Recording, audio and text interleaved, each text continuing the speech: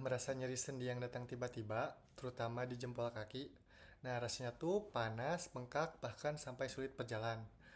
Nah, kondisi ini sering dianggap sepele, padahal bisa merupakan tanda meningkatnya kadar asam urat di dalam tubuh. Asam urat sendiri merupakan gangguan metabolik yang cukup sering terjadi, terutama di usia dewasa hingga lansia. Meskipun saat ini juga banyak ditemukan pada kasus usia yang lebih muda akibat pola hidup yang kurang sehat. Nah, asam urat adalah zat hasil akhir dari metabolisme purin, yaitu zat yang berasal dari makanan seperti jeroan, daging merah, dan makanan laut. Nah, dalam kondisi normal asam urat akan dibuang melalui ginjal bersama urin. Namun, ketika produksinya berlebih atau pengeluarannya terganggu, kadar asam urat dalam darah akan meningkat yang dikenal sebagai hiperuresemia. Nah, jika kondisi ini berlangsung dalam waktu yang lama, maka asam urat dapat membentuk kristal monosakarium urat yang akan mengendap di persendian. Nah, endapan kristal ini kemudian memicu peradangan yang menimbulkan nyeri hebat, dan kondisi ini dikenal sebagai gout. Nah, apabila tidak ditangani dengan baik, penumpukan kristal tersebut dapat membentuk benjolan keras di sekitar sendi yang disebut dengan topus. Nah, dalam jangka panjang dapat merusak sendi.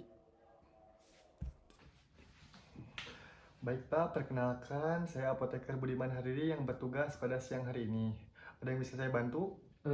Saya merasa keluhan nyeri Pak di bagian kaki. Itu kenapa ya? Nah, untuk nyerinya tuh udah berapa lama ya? Kurang lebih 2 harian lah Pak. 2 hari. Oh, itu kemungkinan bisa terjadinya tingginya kadar asam urat. Nah, untuk yang lebih pastinya lagi bisa dilakukan pengecekan terlebih dahulu. Apakah Bapak bersedia dilakukan pengecekannya? Boleh Pak, boleh. Baik.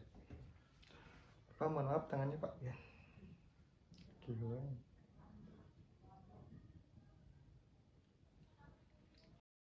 Nah, Pak, untuk hasilnya tuh ini tergolong tinggi ya, karena nilainya tuh 9,5. Nah, untuk rentangnya tuh, untuk normalnya tuh 3,5 sampai 7. Saya harus bagaimana Pak kalau begitu? Nah, sebelumnya Bapak tuh sering mengonsumsi jeroan seperti ati, usus, dan siput. Oh iya, belakangan ini saya sering mengonsumsi makanan seperti itu Pak. Nah, itu tuh adalah salah satu faktor penyebab tingginya asam urat. Terus kurangnya minum air putih.